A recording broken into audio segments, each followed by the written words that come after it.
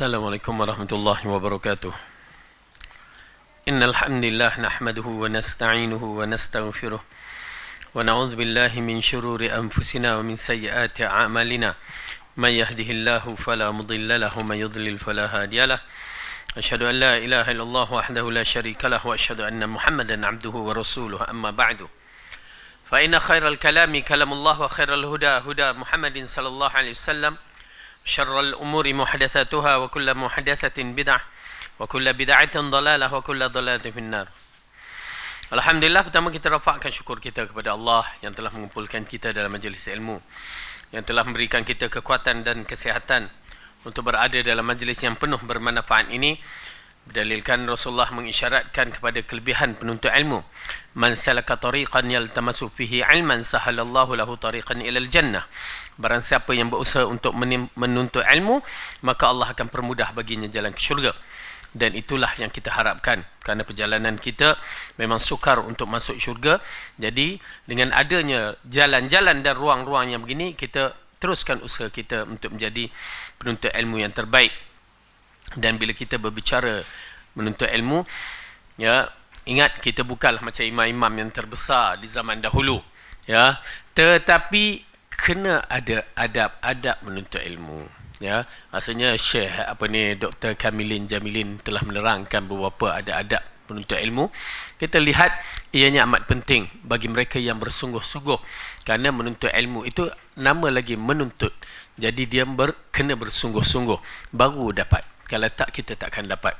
Yalah, bagi mereka yang tak mampu nak hadir sekadar mengadap di TV ke di gadget masing-masing, kita katakan mudah-mudahan Allah pemudahkanlah, tapi jagalah ada adab sana. Jangan sambil tu makan nasi yang mentang-mentang ustaz tak nampak, dia duduk kat rumah dia makan nasi lemang apa semua siap. Ya, itu bukan dapat ilmu, itu dapat makan. Okey. Jadi menuntut ilmu kena fokus. Baik. Kita telah bicarakan pada surah An-Nazi'at yang berkaitan dengan malaikat-malaikat, dan kita dalam menghayati dalam surah ini, kita melihat Allah telah menceritakan beberapa nama malaikat yang perlu kita lihat hukum beriman dengan malaikat. Kita dah terangkan bahawa hukum beriman dengan malaikat di dalam rukun iman yang 6. Dia berada di dalam rukun iman yang 6 itu, beriman dengan para malaikat. Dan cara kita beriman dengan para malaikat mestilah dengan dalil-dalil. Kerana apa? Dia adalah makhluk yang Allah cipta lain daripada yang lain, dan dia termasuk dalam makhluk yang ghaib. Allah jadikan dari an-nur, dari cahaya, maka dia dijadikan dalam bentuk yang unik, bentuk yang ghaib. Dan mereka itu, di kalangan mereka adalah malaikat yang rapat dengan Allah kedudukan mereka, yang disebutkan malaikat al-muqarrabun, malaikat yang rapat dengan Allah, malaikat yang terpilih, malaikat yang agung. Dalam konteks kita beriman kepada para malaikat, pertama sekali apa yang paling penting, mesti ada nas, apa yang datang melalui Al-Quran, apa yang datang dalam As-Sunnah, kita beriman. Jangan banyak bicara. Okey? Beriman. Allah kata ada malaikat ni, adalah. Allah kata bilangan dia berapa, begitulah kita. Jangan kata kenapa ya Allah sebut 19 bilangan malaikat yang jaga neraka Jahannam, yang mengawal tu. Siapa kita nak masuk urusan Allah, kan? Dia kesnya bila Allah berbicara as-sam' wa ta'ah. Tu pasal dalam isu suka mengaitkan bab agung ni kan. Agung dah buat keputusan, siapa kita nak mempertikaikan? Dia dah buat keputusan melalui segala-gala jalan yang digunakan. Ya, as-sam'u wa ta'ah jelah tinggal. Okey, kenapa nak keluar? Kenapa nak memberontak? Kenapa nak mendemonstrasi? Maka jadilah kita khawarij bila kita buat begitu. Okey, baik. Dalam beriman kepada Al-Quran, beriman kepada para malaikat, asas yang penting, ya, dalaman, tanpa banyak bicara, as-sam'u wa ta'ah. Kami dengar dan kami patuh. Itu beriman dengan para malaikat. Bagaimana rupa malaikat, jangan bicara. Apa yang diterangkan pada dalil, itu sahaja kita beriman. Yang lain-lain serahkan ilmu kepada Allah. Ya. Dan kita kena tahu bahawa malaikat ini adalah makhluk yang tidak pernah berdosa dengan Allah. Mereka akan lakukan apa yang Allah arahkan. Berapa banyak malaikat hanya Allah yang mengetahui, tetapi kita tahu 70,000 yang datang di Baitul Ma'mur, ya, pada tiap-tiap hari dia keluar 70,000 yang lain datang, tanpa 70,000 yang keluar tu datang balik. Pada tiap-tiap hari, seperti mana yang disebutkan pada hadis. Kita beriman, jangan tanya bagaimana. Apabila Rasulullah mengatakan para malaikat berada berbaris, saf-saf malaikat, dikatakan betulkan saf di dalam solat seperti saf para malaikat. Ya, berarti mereka dalam keadaan begitu di sana sebahagian malaikat. Jadi oleh kerana itu, tuan-tuan dan puan-puan, beriman kepada para malaikat ialah beriman seperti mana yang sabit di dalam hadis dan Al-Quran. Hadis-hadis sahih dan Al-Quran itu di antara perkara yang penting. Dan beriman dengan malaikat yang kehebatannya luar biasa daripada makhluk manusia dan makhluk jin. Dia lain daripada yang lain. Cukup kelajuan dia adalah kelajuan cahaya. Allah jadikan mereka dari cahaya dan kelajuannya adalah kelajuan cahaya. Kita belajar masalah tentang fizik, maka kita tahu bagaimana kelajuan cahaya. Laju. Dan kita tahu mendapat khabar melalui hadis dan Al-Quran, ya, kedudukan malaikat ini ada yang besar sebesar-besarnya. Dan kita dah tengok dalam surah Fatir, malaikat mempunyai sayap 2, 3, 4 dan lebih daripada itu pun ada. Dan Jibril yang disebutkan oleh Rasulullah mempunyai 600 sayap. Okay, kita beriman macam itu kedudukannya.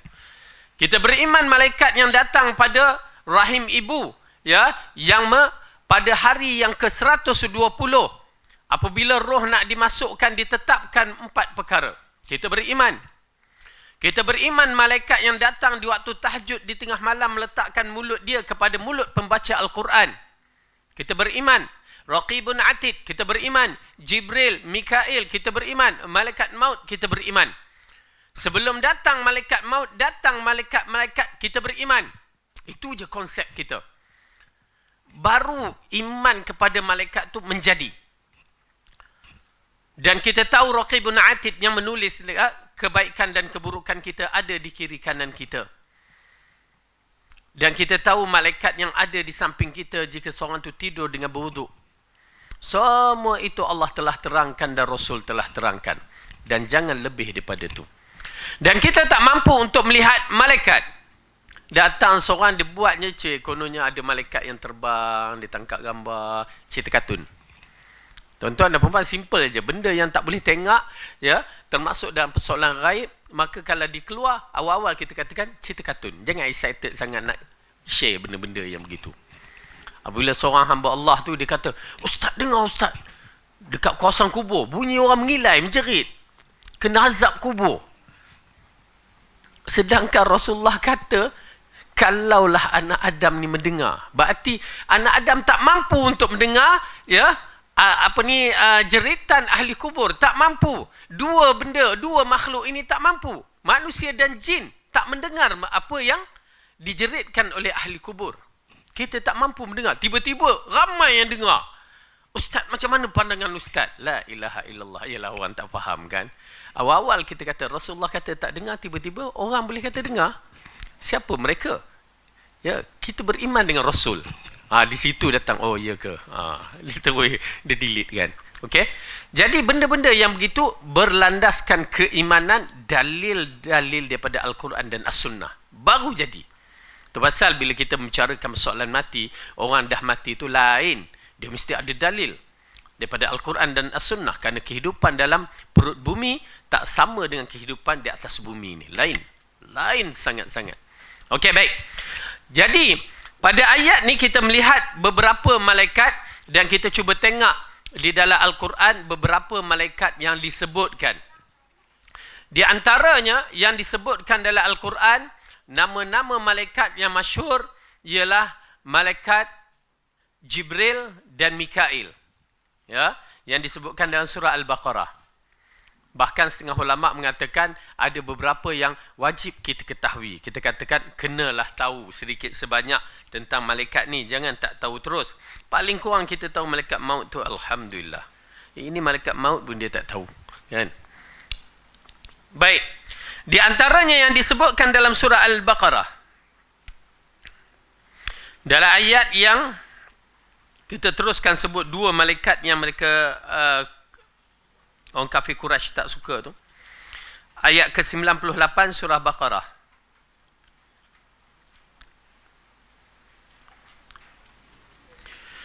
A'udzu billahi minasy syaithanir rajim.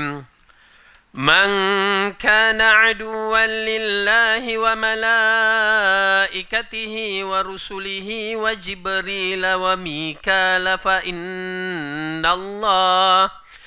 innallaha aduwwun lil kafirin. Barang siapa yang menjadi musuh Allah, musuh malaikat-malaikat, rasul-rasulnya, musuh Jibril dan Mikail, maka sesungguhnya Allah adalah musuh orang-orang kafir. Ya, mereka musuh kepada Jibril. Ya, macam mana Syiah musuh kepada Jibril kerana katakan wahyu tu asalnya turun kepada Ali tapi dia turun kepada Muhammad. Dia marah pada Jibril. Ya, na'udzubillah. Nampak dah kekufuran ni dia jadi bingung, bodoh kan. Kalimah tu tak baik disebut tapi begitu jadinya. Okey. Jadi di sini nama dua malaikat ini disebut Jibril dan Mikail.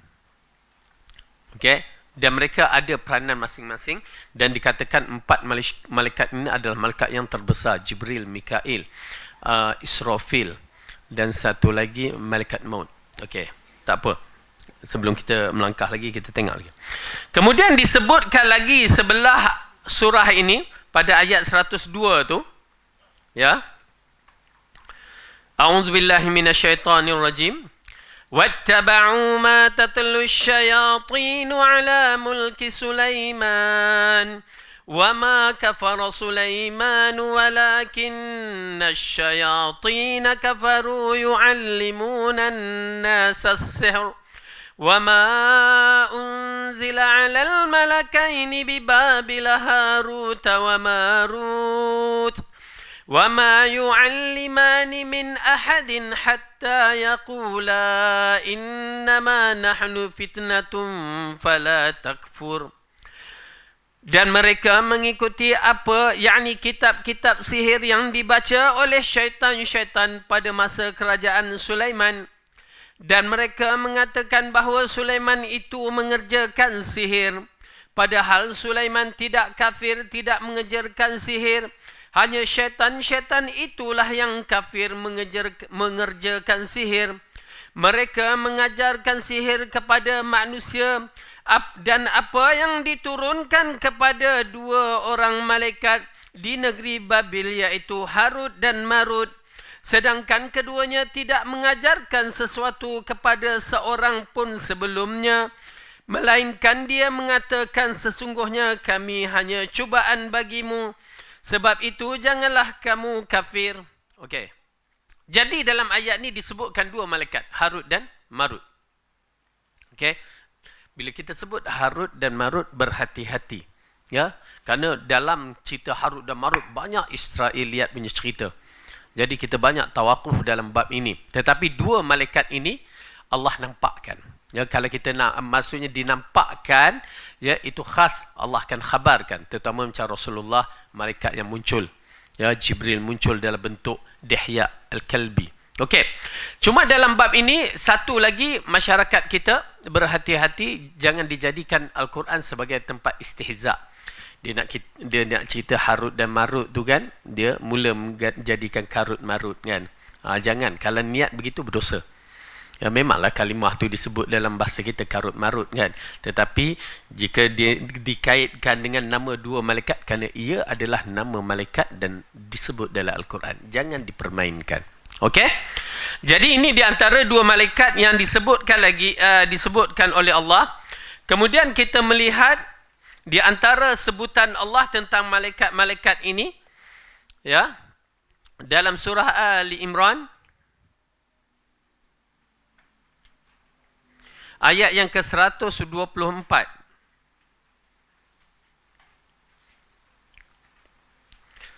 أعوذ بالله من الشيطان الرجيم إذ تقول للمؤمنين ألن يكفيكم أن يمدكم ربكم ب3,000 آلاف من الملائكة منزلين بلى إن تصبروا وتتقوا ويأتوكم من فورهم هذا يمددكم ربكم ب5,000 آلاف من الملائكة مسومين. Okay, tengok ya. Ketika kamu mengatakan kepada orang mukmin, apakah tidak cukup bagi kamu Allah membantukan kamu dengan 3,000 malaikat yang diturunkan? Lalu mereka mengatakan, ya cukup. Tetapi jika kamu bersabar dan bertakwa dan mereka datang menyerang kamu dengan seketika itu, nescaya Allah menolong kamu dengan 5,000 malaikat yang memakai tanda. Okey. Ini berkaitan peperangan di antara peperangan yang berlaku pada zaman Rasulullah sallallahu alaihi wasallam seperti perang Badar, perang Uhud, yang mana kita menyaksikan Allah menghantar bantuan dia. Berapa disebut di sini? Ya. Kita beriman. Jangan banyak bicara. Jangan tanya kenapa. Allah sikitnya malaikat 70,000. Kenapa macam itu? Bukan kerja kita nak mengiranya. Paling penting kita beriman. Nanti kita akan menyaksikan bagaimana orang yang menziarahi orang sakit. Malaikat 70,000 menanti. Jangan bicara dah. Okey, 70,000. Ya, 70,000. Kita beriman. Okey. Baik, kita tengok lagi di antara ayat-ayat. Di antara ayat-ayat yang Allah ceritakan berkaitan malaikat, kita ringkaskan, kita ambil dalam surah Az-Zumar. Ya, surah Az-Zumar, surah ke-39.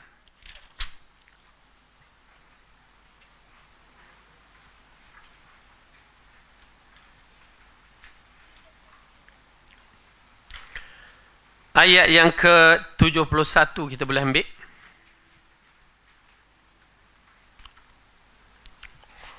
A'udzu billahi minasy syaithanir rajim. Wasiqal ladzina kafaru ila jahannam zumara hatta idza ja'uha futihat abwabuha وقال لهم خزنتها ألم يأتكم رسل منكم يتلون عليكم آيات ربكم وينذرونكم لقاء يومكم هذا. Okay. Dalam ayat ni Allah mengatakan orang-orang kafir dibawa ke neraka jahanam berombong-rombongan pula. Sehingga apabila mereka sampai ke neraka itu dibukakan pintu-pintunya dan berkatalah kepada mereka penjaga-penjaganya, adakah belum pernah datang kepadamu rasul-rasul di antaramu yang membacakan kepadamu ayat-ayat Tuhanmu dan memperingatkan kepadamu akan pertemuan hari ini. Okey. Dalam bab itu, kat mana malaikat? Penjaga-penjaganya. Kerana syurga dijaga oleh para malaikat dan neraka pun dijaga oleh para malaikat. Okay? Tetapi dalam neraka beginilah malaikat tegur. Tak pernah datang kepada kamu. Okay. Kemudian ayat 72 pula. Ayat 73. Wasiqal ladzina taqaw rabbahum ilal jannati zumara. حتى إذا جاءوها وفتحت أبوابها وقال لهم خزنتها سلام عليكم طبتم فادخلوها خالدين. Dan orang-orang yang bertakwa kepada Tuhannya dibawa ke dalam syurga berombong-rombongan pula. Sehingga apabila mereka sampai ke syurga itu sedangkan pintunya telah terbuka. Dan berkatalah kepada mereka penjaga-penjaganya, kesejahteraan dilimpah atasmu, berbahagialah kamu, maka masukilah syurga sedangkan kamu kekal di dalamnya. Okey, ini di antara penjaga-penjaga ahli syurga. Ya, penjaga-penjaganya adalah malaikat yang menyambut kedatangan kita. Tuan-tuan dan puan-puan, berita gembira untuk kita. Jadi berusahalah untuk memiliki syurga yang terbaik ini. Dan paling menarik ayat yang terakhir, kita lihat وَتَرَى الْمَلَائِكَةَ حَافِّينَ مِنْ حَوْلِ الْعَرْشِ يُسَبِّحُونَ بِحَمْدِ رَبِّهِمْ وَقُضِيَ بَيْنَهُمْ بِالْحَقِّ وَقِيلَ الْحَمْدُ لِلَّهِ رَبِّ الْعَالَمِينَ. Dan kamu yakni Muhammad akan melihat malaikat-malaikat berlingkar di sekeliling arash, bertasbih sambil memuji Tuhannya, dan diberikan keputusan di antara hamba-hamba Allah dengan adil, dan diucapkan segala puji bagi Allah Tuhan semesta alam. Tuan-tuan dan puan-puan, kalimahnya cukup bagi saya, cukup melambangkan kehebatan Allah, keagungan Allah sewaktu berlaku peristiwa ni. Para malaikat berada di sisi arash Ar-Rahman dalam keadaan mengelilingi, ya, bertasbih memuji Allah, dan Allah berada di atas arash waktu itu. Kita melihat satu kerajaan yang cukup agung, cukup hebat. Saya beriman dengan ayat ini, ya. Saya bila baca ni memang terasa. Kita nak gambar tak boleh, tapi terasa satu keagungan yang begitu hebat yang dimiliki oleh Allah. Ya, malaikat dalam keadaan khusyuk, dalam keadaan merendah diri, memuji Allah, ya. Waktu itulah kerajaan yang agung Allah tunjukkan kepada kita. Baik. Kemudian di antara pula ayat-ayat yang mengisyaratkan berkaitan dengan malaikat ini seperti yang disebutkan dalam surah Al-Mudaththir. Surah yang ke-74.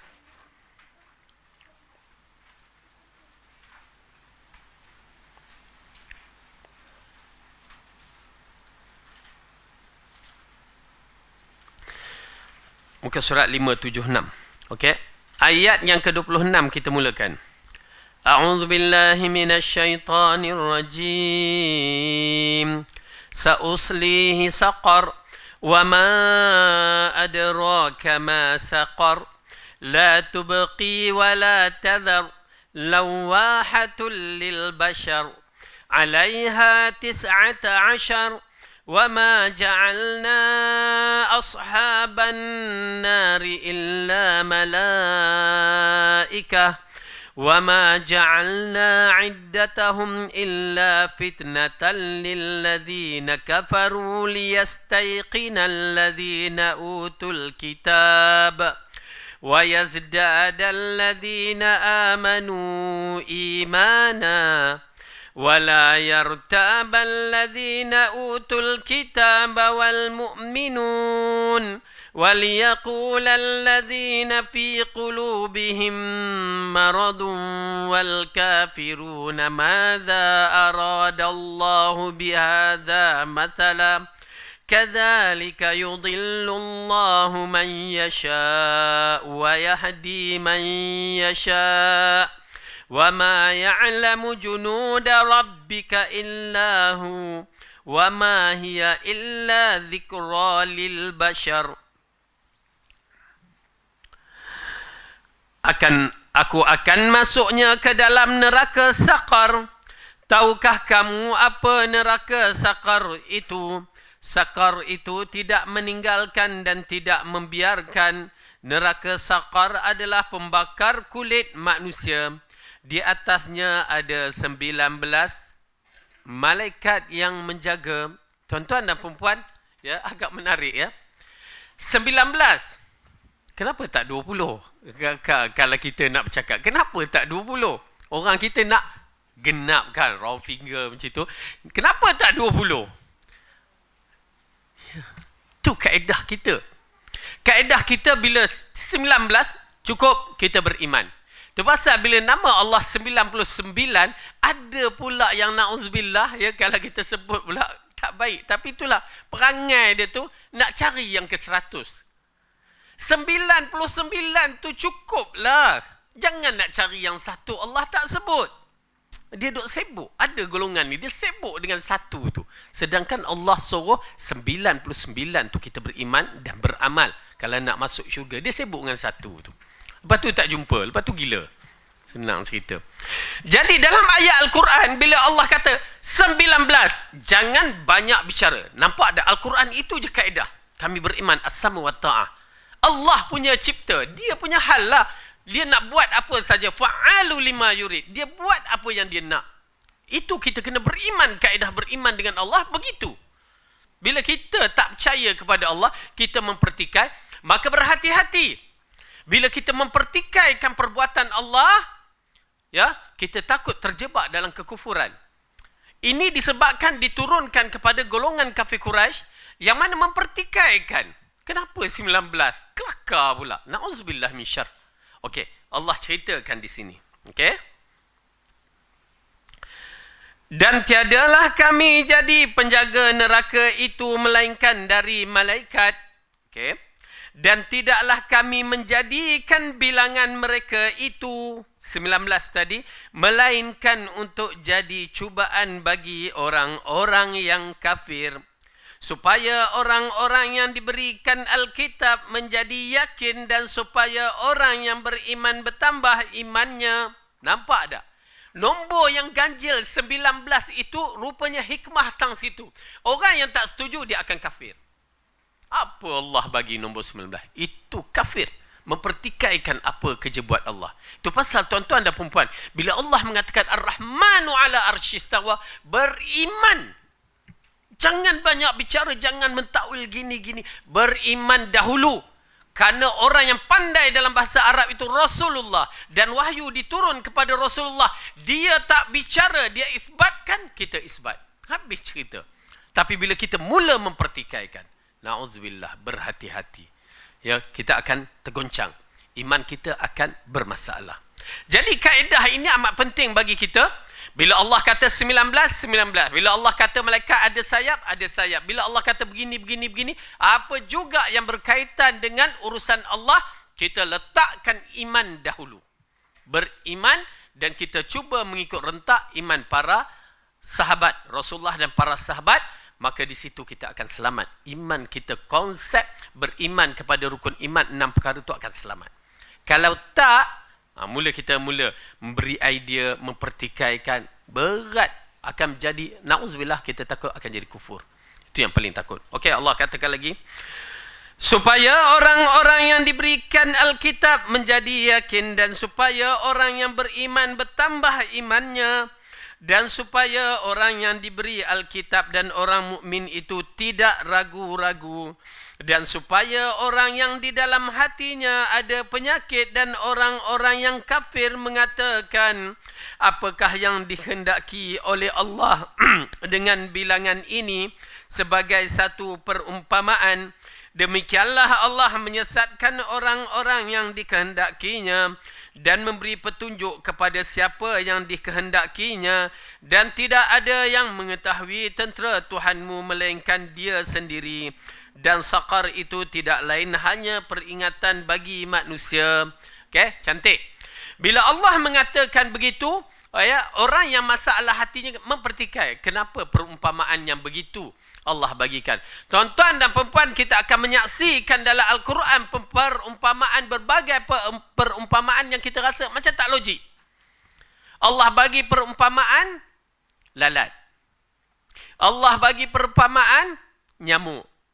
Allah bagi perumpamaan anjing yang terjelir-jelir lidah. Tuan-tuan dan perempuan, beriman saja cukuplah. Jangan banyak kainah kita. Jangan kenapa Allah bagi begini, kenapa Allah bagi ini. Cantik. Tuan-tuan dan perempuan, cantik. Itulah iman. Iman yang diajarkan oleh Rasulullah pada sahabat Nabi yang berbagai-bagai itu, daripada hamba abdi sampai yang paling hebat, yang mempunyai kepimpinan yang besar, sama je konsep dia. beriman tanpa banyak bicara. Itu pasal para sahabat Nabi adalah jilul Quranil Farid, generasi Quran yang unik. Unik. Mereka tu seolah-olah robot kepada Al-Quran. Allah kata begitu, as-samu wa ta'ah. Allah kata begini, as-samu wa ta'ah. Dia tak bercara dah. Ini Allah kata, sami'na wa ta'ana. Subhanallah, kita nakkan iman kita begitu terhadap Al-Quran. Beriman kepada hadis Rasulullah begitu. Tanpa banyak bicara. Jadikan kita generasi yang robot kepada Al-Quran dan hadis. Kena ada. Kalau tak, jangan harap kalimah radhiyallahu anhu pada diri kita tu boleh dapat. Para sahabat telah memiliki hanya as-sam'u wa ta'ah, as-sam'u wa ta'ah. Ajib. Kalau kita melihat Ibnu Umar, ketaatan dia mengikut ittiba'ur Rasul, sampai kita kata, dia ni gila ke? Begitu. Kenapa? Dia mengikut rentak Rasulullah. Rasulullah letakkan seluar dia di paras betis. Bila Rasulullah wafat, mereka kata, turunkanlah. Dia kata, wallahi aku takkan turun di mana Rasulullah dah letak. Subhanallah. Ittiba'. Dia keluar kat mana Rasulullah keluar. Ya. Dia berjalan. Kalau dia berjalan tu, dia pernah melihat Rasulullah lalu kawasan tu, dia akan lalu kawasan tu. Dan dia pernah melihat Rasulullah buang air, dia akan pergi ke tempat tu. Kalau dia tak mampu buang air, sekadar dia bertinggung saja. Kalau zaman ni kita akan kata gila. Tetapi itulah ittiba' yang menjadikan pegangan kita bahawa mengikut Rasulullah dalam berbagai bentuk. Tuan-tuan dan perempuan, mereka adalah golongan yang mendapat radhiyallahu anhu. Dikatakan bahawa Imam Malik rahimahullah sewaktu berada di Madinah, dia tidak memakai kasut. Dikatakan begitu.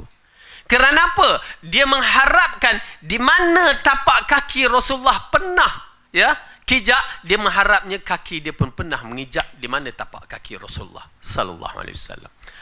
Radhiyallahu anhum, mereka adalah para ulama yang hebat. Ya.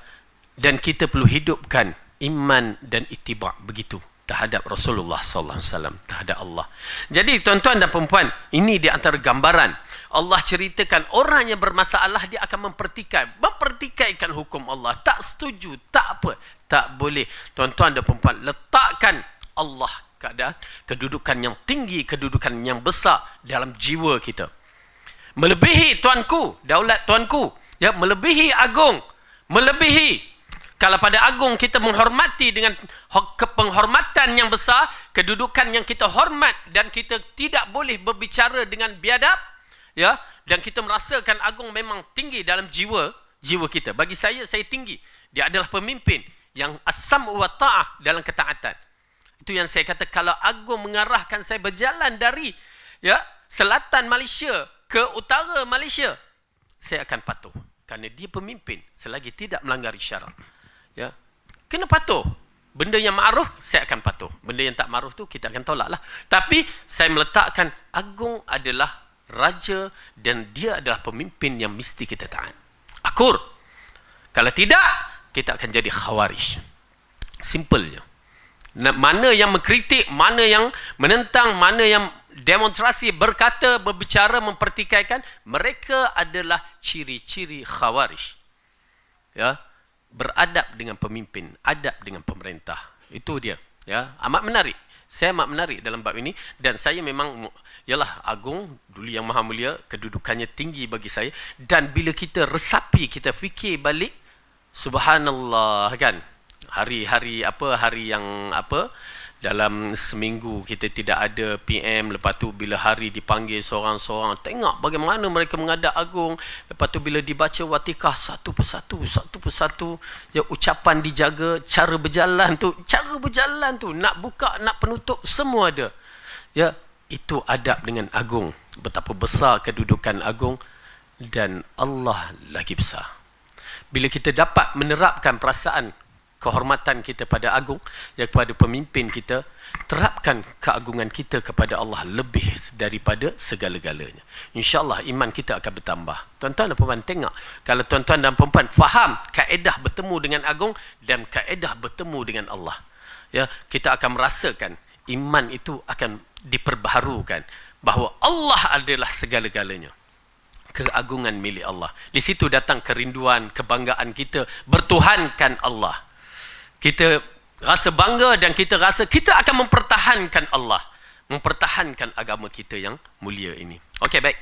Jadi ini di antara ayat yang menarik dalam surah Al-Mudassir yang mempertikaikan manusia, yang mempertikaikan apa yang Allah tetap. Jangan, tuan-tuan dan puan-puan dah belajar ni, kaedah ahli sunnah semuanya, jangan mempertikaikan. Terutamanya ayat-ayat Al-Quran, kita isbatkan dulu, beriman dahulu.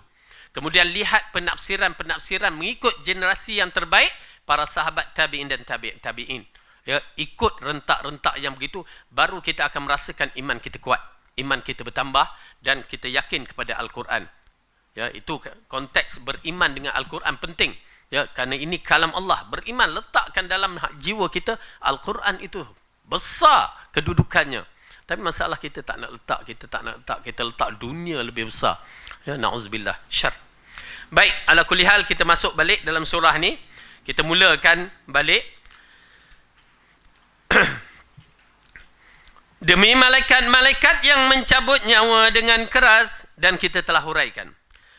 Dan malaikat-malaikat yang mencabut nyawa dengan lemah lembut, dan malaikat-malaikat yang turun dari langit dengan cepat, dan malaikat-malaikat yang mendahului dengan kencang, dan malaikat-malaikat yang mengatur urusan dunia. Okey, ini di antara perkara yang menarik. Allah ceritakan kedudukan beberapa malaikat termasuk dalam menguruskan dunia. Namun begitu tuan-tuan dan puan-puan, walaupun malaikat ini muqarrabun, di antaranya Jibril alaihissalam, yang disebutkan juga Mikail, yang disebutkan juga Israfil, beberapa malaikat yang agung dan besar ini, kita kena faham elok-elok, ya, akidah ahli sunnah wal jamaah, walau malaikat tu hebat macam mana, bila kita meminta bukan kepada malaikat, ya, meminta kepada Allah. Ya, minta kepada Allah. Kalau kita minta kepada malaikat, syirik. Tak ada beza macam mana kita minta kepada benda-benda yang selain daripada malaikat tu. Jika kita minta malaikat, benda tu, perkara tu adalah syirik. Hanya minta kepada Allah. Ya, hanya minta. Jangan kita tengok, oh, malaikat datang waktu perang kan, membantu apa semua. Ya malaikat, tolonglah aku. Syirik. Tak boleh. Minta kepada Allah. Allah maha berkuasa dan perkasa. Dia tak memerlukan malaikat walaupun satu malaikat. Dia akan bantu. Itu akidah. Kita meminta pertolongan kepada Allah kerana malaikat tak ada apa-apa di sisi Allah. Allah tak memerlukan malaikat. Hatta Allah tak memerlukan kita. Oleh kerana itu kita meminta pertolongan daripada Allah. Kenapa? Kuasa adalah milik Allah dan dia akan beri kepada kita apa yang dia kehendaki. Okey. Jadi dalam bab ini kita melihat malaikat-malaikat yang berbagai-bagai. Ya, berbagai-bagai, dan dia mengaturkan urusan dunia yang terakhir berlaku pada bulan Ramadan. Ya, tak lama lagi ke? Lama lagi Ramadan. Berapa lama lagi? Sebulan. Ingat tak tahu pula kan. Lama lagi, setengah tahun lagi. Okey. Ala kulli hal, bulan Ramadan pada Lailatul Qadar dia akan turun berdalilkan ayat Quran yang pernah kita baca dahulu, ya, dalam surah Al-Qadar. A'udzubillahi minasyaitonirrajim. Bismillahirrahmanirrahim. Inna anzalnahu fi Lailatul Qadr wa ma adraka ma Lailatul Qadr. Lailatul Qadri khairum min alfi syahr. Tanazzalul malaikatu warruhu fiha biizni rabbihim min kulli amr. Salamun hiya hatta matla'il fajr. Sesungguhnya kami telah menurunkan Al-Quran pada malam kemuliaan. Dan tahukah kamu apakah malam kemuliaan itu? Malam kemuliaan itu lebih baik dari 1000 bulan. Pada malam itu turun malaikat-malaikat dan malaikat Jibril dengan izin Tuhannya untuk mengatur segala urusan. Malam itu penuh kesejahteraan sampai terbit fajar.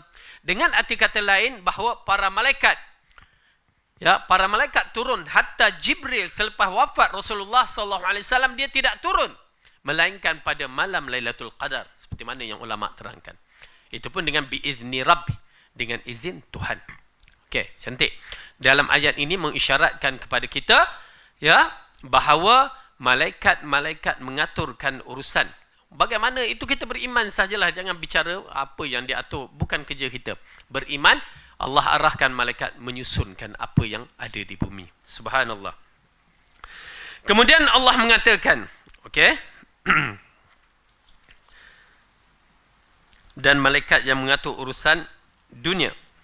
Okey, kemudian Allah mengatakan, Yauma tarjufur rajifah tatba'uha ar-radifah qulubun yawma idzin wajifah absaruha khashi'ah yaquluna a inna lamarduduna fil hafirah a idza kunna 'idhaman nakhirah qalu tilka idzan karratun khasirah فإنما هي زجرة واحدة فإذا هم بالساهرة. Sesungguhnya kamu akan dibangkitkan pada hari ketika tiupan pertama menggoncangkan dunia.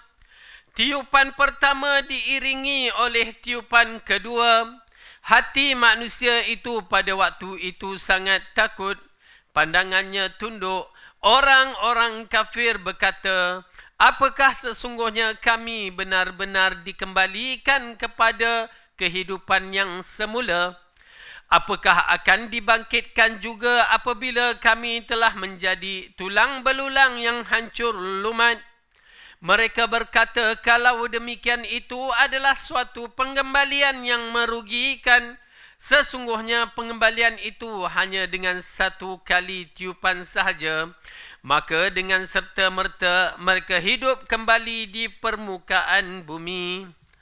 Baik, apabila ayat ini dikaitkan dengan gegak gempita yang besar yang dimaksudkan dalam bab ayat ini, ya, yauma tarjufur rajifah tatba'uha ar-radifah, sesungguhnya kamu akan dibangkitkan pada hari ketika tiupan pertama menggoncangkan alam. Tiupan pertama diiringi oleh tiupan kedua. Ibnu Abbas berkata, keduanya adalah tiupan sangkakala, yakni yang pertama dan yang kedua. Demikianlah pendapat Mujahid, Al-Hasan, yakni Hasan Al-Basri, Qatadah dan Dahaq. Okey, baik. Jadi ayat ini, di sinilah datang tentang apa yang ulama mengatakan bahawa tiupan sangkakala, istilah bahasa Melayu kita, sangkakala, ya, kegoncangan yang besar akan berlaku sebanyak 2 kali. Walaupun ada yang mengatakan 3, yang paling tepat yang kita lihat adalah 2 kali. Pertama, tiupan yang menghancurkan alam semesta. Tiupan yang menghancurkan alam semesta, kita dah bicarakan pada surah-surah yang lepas, Al-Qari'ah, surah-surah apa ni yang berkaitan dengan kiamat. Itu dia, kegoncangan yang pertama. Dan tuan-tuan dan puan-puan, kita renung, kita duduk menung fikirkan bagaimana kehancuran alam semesta berakhir dengan kita berada di atas angkasa raya, tidak ada tempat hendak kita letak kaki kita. Bumi dah hancur. Ya, kita berada, lepas tu datang planet-planet berlaga dan kita berada di tengah-tengah itu. Hancur, hancur tuan-tuan dan puan-puan, hancur. Sehingga hancur sehancur-hancurnya. Yes. Malaikat Israfil yang telah meletakkan muncungnya pada tiupan sangkakala. Bagaimana saya beriman? Saya tak nak bicara panjang benda ni, kerana persoalan itu di sisi Allah, ya, di sisi Rasulullah. Rasulullah tak bicara, kita tak bicara, tapi digambarkan bahawa Israfil sudah meletakkan muncung dia tu pada alat yang ditiup, untuk ditiup. Dan mata dia sentiasa memerhatikan, dalam hadis itu mengatakan memerhatikan pada Arash Ar-Rahman tanpa berkedip-kedip. Kan? Kerana apa? Ditakuti bila Allah mengarahkan, mata dia terkedip. Kan? Ya, terkedip, dah tak nampak. Tak nampak arahan. Oleh kerana itu dia memerhatikan ke arah Arash Ar-Rahman, menunggu arahan daripada Allah Subhanahu Wa Taala. Bila Allah kata tiup, maka dia tiup. Bagaimana dia tiup? Wallahu alam, saya beriman. Kita beriman. Okey? Jadi, kegoncangan yang besar dan ianya akan berlaku di bawah 7 petala langit ni. Ya, kegoncangan Ini berlaku di bawah 7 petala langit. Subhanallah. Dan kesannya besar. Memang besar. Ala kulli hal, agak menarik dalam kejadian. Tuan-tuan dan perempuan, kita ni dipisah di alam mahsyar sana ataupun alam akhirat hanya 7 petala langit ni. Habis 7 petala langit ni, kita akan berada di sana. Bagaimana? Wallahu alam. Saya beriman. Okey. Menarik sekali. Okey, pada ayat yang ini menceritakan dari Mujahid berkata, adapun tiupan yang pertama dimaksudkan sesungguhnya kamu akan dibangkitkan pada ketika tiupan pertama menggoncangkan alam adalah seperti pada hari bumi dan gunung ganang kegoncangan. Adapun tiupan kedua itu yang berikutnya seperti mana firman Allah wa humilatil ardu wal jibalu fadukkata dakkatan wahidah. Dan diangkatkan bumi, gunung ganang, lalu dibenturkan kedua-dua sekali. Ala kulli hal, nak menceritakan kejadian kiamat yang begitu menggerunkan. Doa, minta lindung kepada Allah, berlakunya kiamat ke atas diri kita. Kenapa? Kiamat berlaku di atas diri kepada orang yang paling jahat di muka bumi. Kalau kita kena, berarti kita di kalangan hamba yang paling jahat di muka bumi. Na'udzubillah min zalik. Ya, peristiwa itu akan berlaku mengikut keadaan yang telah ditetapkan oleh Allah Subhanahu Wa Taala. Sehingga pada hari manusia, orang yang beriman dimatikan serentak. Kita akan dimatikan serentak. Ya, tapi sekarang tak tahu lagi, belum kiamat, tak dimatikanlah. Ikut yang dijanjikan. Tetapi pada hari yang dijanjikan, ya, yang dikatakan keluarnya angin sejuk, maka orang yang beriman akan mati. Mudah-mudahan kita termasuk. Kalau kita hidup zaman tu, kita termasuk. Amin. Ya, kerana kita takut bila tidak termasuk, berarti itu adalah grup yang paling jahat di muka bumi, paling na'udzubillah min dzalik. Okey. Jadi kita akan dimatikan dahulu. Walaupun iman tu ada sebesar zarrah, sebesar nukleus atom tu, maka dia akan dimatikan. Ya, tuan-tuan dan perempuan, itulah kehidupan dunia kita. Berapa lama kita nak hidup? Ya, berapa lama? Itulah kehidupan, berakhir dengan peristiwa yang begitu. Kemudian barulah acara kehancuran orang kafir. Baik, kita lihat. Allah berfirman lagi, qulubun yawma idzin wajifah. Hati manusia pada waktu itu sangat takut. Ibnu Abbas berkata, lafaz wajifah artinya khaifah, yakni takut. Firman Allah, absaruha khasyiah, pandangan yang tunduk, yakni pandangan para pemiliknya, pandangan mereka tertunduk hina kerana kengerian yang mereka saksikan. Okey, ini berkaitan dengan kehidupan di mahsyar yang Allah ayat ini dikait-kaitkan antara satu sama lain. Kehidupan kita berakhir di dunia, kemudian dibawa ke mahsyar. Kita akan dihidupkan dengan tulang yang dinamakan tulang sulbi. Okay, tulang sulbi tu. Tak payah rasalah punggung masing-masing tu kan. Ada ke tulang aku? Dah ada dah. Kita je yang tak tahu. Dan Allah akan bangkitkan dalam peristiwa mahsyar nanti.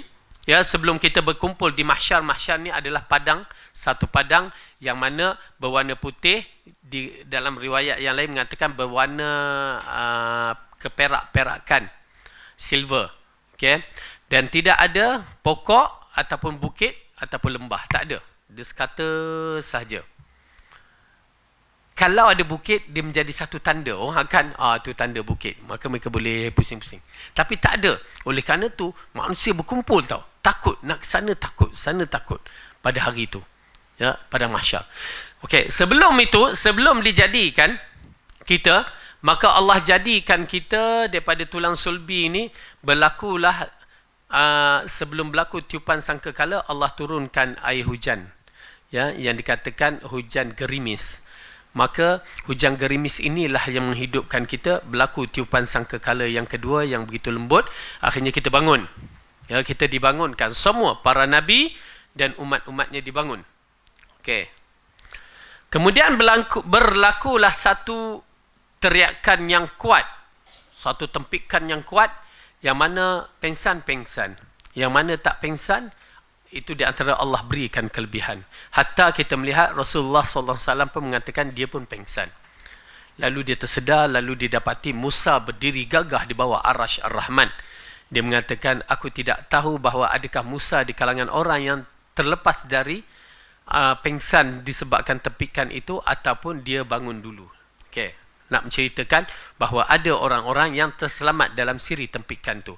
Berarti kalau orang tu terselamat, dia di kalangan orang yang istimewa juga. Di antara orang yang terselamat yang disebutkan dalam hadis ialah orang yang mati syahid. Ya, mereka, kelebihan mereka pada hari jeritan itu mereka terselamat. Mereka tak ada rasa apa-apa. Okey? Baik. Lalu kita dibangkitkan seperti mana dimulakan kejadian kita, maka kita dibangkitkan dengan bentuk Nabi Adam AS setinggi 60 hasta. Tinggi 60 hasta. Lelaki dan perempuan sama. Dan pada hari itu orang-orang yang diubahkan sedikit. Teknologi macam mana tu? Tuan-tuan dan perempuan, saya bila bicara tentang mahsyar, saya beriman teknologi canggih berada di sana. Bagaimana Allah keluarkan cahaya di muka dia, zoom. Keluar cahaya iman tu. Bermula daripada cahaya iman tu dikeluarkan. Seorang terkeluar. Kemudian keluar cahaya wuduk, kemudian cahaya uban dan cahaya-cahaya yang Allah nak berikan, maka terkeluar. Maka berubah, keadaan mula berubah. Yauma tabyaddu wujuhum wa taswaddu wujuh, pada hari Allah putihkan muka dan Allah hitamkan muka dan Allah putihkan muka. Itu semua iman belaka. Kemudian muncul amalan-amalan soleh, amalan-amalan yang tak soleh, muncul apa yang berlaku, tenggelamnya mereka dalam peluh masing-masing, semuanya berlaku di mahsyar tu. Ya, sementara nak mendapat hukuman daripada Allah tu dah kena hukum berbagai-bagai. Na'udzubillah min zalik. Kita minta lindung kepada Allah. Kemudian Imam Ibn Katsir mengatakan absaruha khashi'ah, ya, menundukkan pandangan. Sudah tentu pada hari yang menggerunkan itu menundukkan pandangan. Firman Allah, yaquluna a inna lamarduduna fil hafirah. Orang kafir berkata, apakah sesungguhnya kami benar-benar dikembalikan kepada kehidupan yang semula.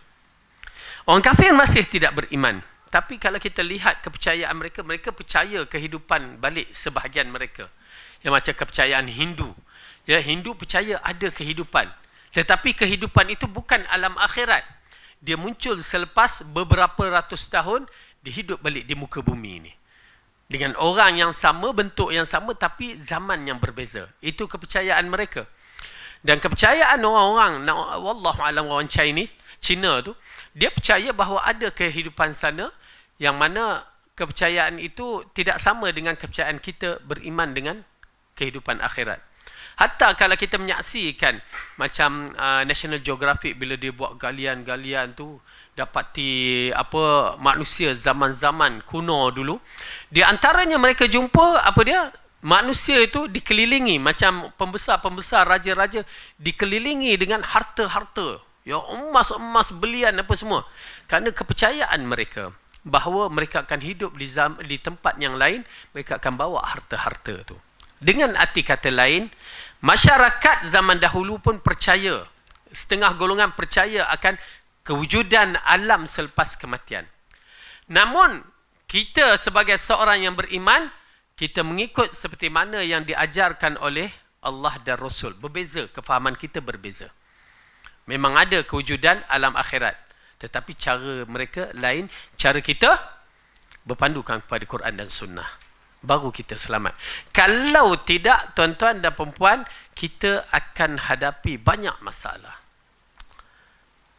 Itu yang datang bila seorang tu mati. Dia acara-acara dia. Dia datang, okey, waktu mati tu, ya, sebelum mati dah banyak benda dah.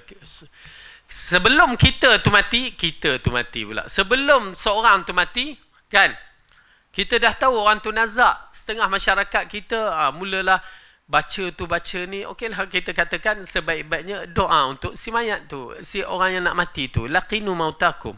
Ya, kita ikut cara sunnah Rasulullah. Kerana orang nak mati tak sama dah dengan kita yang sihat walafiat. Orang yang nak mati dah nampak malaikat. Orang yang nak mati nampak beberapa perkara digambarkan kepadanya. Kita tak nampak. Malaikat maut duduk di sebelah, di bahagian kepala pun kita tak tahu. Ya. Kita pun tak takut. Betul tak? Waktu dia nak mati, ada kita takut malaikat maut. Pasal kita tak nampak. Saya menyaksikan dalam peristiwa tu waktu saya di Mekah kan. Baru pada 2 tahun lepas, seorang perempuan tu nak mati. Kan? Nak mati. Subhanallah kan. Dia memang ada penyakit. Ya, lepas tu dia nak pergi dan ialah dia bercita-cita nak mati di sana agaknya. Wallahualam. Habis menunaikan haji. Masya Allah. Itu memang penghormatan yang besar lah. Dalam keadaan dia sakit kanser, yang ini sakit dalaman, di antara sifat sakit yang baik, dah berubat tak boleh, dia pergi ke Madinah kan, mati di Madinah. 2 hari lagi nak balik Malaysia dia mati. Subhanallah kan. Alhamdulillah dia bersama-sama grup MKM yang melakukan ya ibadat-ibadat kita haji ni mengikut cara sunnah kan. Alhamdulillah. Tapi waktu dia nak mati tu, saya datang pasal orang dah sibuk, saya sebagai mutawif waktu tu ya. Saya masuk dalam bilik dia tu, suami dia tengah mengajar mengucap. Dia bukan mengajar la ilaha illallah, dia mengajar mengucap asyhadu an la ilaha illallah, asyhadu anna Muhammad Rasul. Abang kata bukan macam tu kan. Ajar la ilaha illallah. Perempuan ni dah nazak. Kan? Subhanallah. La ilaha illallah. Ajar macam tu je. La ilaha illallah. La ilaha illallah. Ya. Dalam berapa minit, tak sampai 3 minit, 2 minit macam tu je. Dah nampak kaki dia dah mula menarik kan. Bila seorang tu dah nak mati, memang acara-acara tertentu bagi orang dah biasa dia akan nampak. Ya. Macam kita tak nampak lah sangat pasal tak biasa. Tetapi mereka-mereka ni nampak dah. Tapi saya nampak kaki dia tu dah mula menarik kan. Tapi kita dalam keadaan kelang kabut waktu tu, cuma minta teruskan ajar la ilaha illallah. Kita keluar dan sibuk-sibuk telefon, mereka panggil ustaz. Oh dia. Dah tak ada dah. Subhanallah, dalam 2-3 minit. Tapi kita rasa Masya Allah, kita jadi seronok disebabkan amalan-amalan dia tu kira Masya Allah bersih. Mudah-mudahan Allah ampunkan dosa dia, Allah berikan syurga padanya. Sampai ditanam di Baqi', sahabat-sahabat kita baca khutbah. Ya, khutbah peringatan, Alhamdulillah. Jadi yang penting dalam bab ini, ya, kematian itu dalam keadaan yang baik. Itu yang kita nak. Jadi apabila kita melihat dalam keadaan yang begini, ayat-ayat Al-Quran menceritakan waktu yang menggerunkan. Okey, orang yang mati ni, begitu keadaannya. Tuan-tuan dan puan-puan boleh faham tak? Bila mati, dia dah berpisah alam dunia. Kita ambil alam perut ibu, sama tak dengan alam kita sekarang? Tak sama, confirm tak sama. Siapa kata sama tu memang tak belajar biologi. Okey? Tak sama. Mereka hidup melalui pernafasan. Dari mana datang pernafasan dalam air ketuban yang penuh tu? Macam mana dia bernafas? Macam mana dia makan membesar? Ya, semua melalui tali perut. Ya, tali pusat, tali perut pula kan. Tali pusat. Semua tu berlaku begitu. Dia makan begitu. Dan orang yang dah mati ni, dia dah tak makan. Tetapi Allah bagi rezeki yang Allah sebut. Rezeki yang bagaimana? Jangan bicara. Jangan kata makan macam kita kot. Bila kita kot, ya, ada kalimah kot tu berat. Ya. Kalimah kot tu prasangka kita berat kerana kita masuk ke alam yang memerlukan dalil. Kita tak ada fakta dalam bab tu melainkan dalil. Itu yang jadi masyarakat kita, ya, datang malaikat munkar dan nakir tak datang lagi kalau kita tak tinggalkan kubur. Maka sebelum 7 langkah tu, mereka siapkan satu tempat, Tok Imam nak duduk, nak baca Quran selama 40 hari. Pasal mereka ingat munkar nakir tu macam kita. Malaikat dalam kubur tu macam kita. Sedangkan pada hari Rasulullah mengatakan kepada para sahabat, ya, doakan sahabat, istaghfiru li akhikum. Minta Allah ampunkan saudara kamu dan sahabat. Kerana apa? Sekarang tengah disoal. Rasulullah ada lagi di atas kubur, malaikat dah datang. Baru je kebumikan. Baru sahaja kebumikan. Tiba-tiba kita guna akal kita, malaikat macam kita. Okey, malaikat tak datang lagi tu sebab apa? Kita belum 7 langkah melangkah. Kita duduk baca Quran 40 hari. Tuan-tuan dan perempuan, jangan jadikan kebodohan kita begitu. Alam ghaib memerlukan fakta. Dan fakta mesti hadis-hadis yang sahih. Itu belum lagi. Okey, pecah 1 minggu, pecah perut ke? Dia ada tempoh-tempoh berapa hari Pecah perut. Lepas tu buat kenduri. Ya, pernah. Oh, tuan-tuan ni sunnah. Saya ni bukan sunnah dulu. Ikutlah program tu. Pecah perut. Kemudian, pecah mata. Dia ada pecah-pecah tu. Pecah perut, pecah mata. Yang last yang tahu pecah tabung. Duit habis buat kenduri kan. Pecah tabung. Nauzubillah. Kita jadikan benda-benda yang begitu sebagai agama. Sedangkan bila kita melihat ulama' menerangkan kenduri arwah itu adalah unsur-unsur, apa dia? Ratapi. Meratap kepada mayat. Maka bila kita ada unsur meratap kepada mayat, mayat diseksa. Setiap kali kita buat berunsur ratapan, mayat diseksa. Berarti kita tidak membantu mayat tu. Lebih baik kita berdoa, confirm Allah akan bantu kepada mayat tu. Lebih baik anak-anak soleh yang berdoa, lagi cantik. Lebih baik dengan sedekah jariah itu berlaku, maka itulah yang menjaminkan dia di antara hamba-hamba yang terbaik di dalam kubur. Wallahu a'lam bisawab. Okay, cukup sampai di sini. Mudah-mudahan ya Allah berikan kita keimanan yang tinggi terhadap Allah. Kita beriman kepada para malaikat dan kita beriman kepada Al-Quran ini. Allah tambahkan iman kita dan jadi kita hamba-hamba yang terbaik. Aqulu qawli hadza wa astaghfirullah li wa lakum. Assalamualaikum warahmatullahi wabarakatuh. Subhanakallahumma bihamdika asyhadu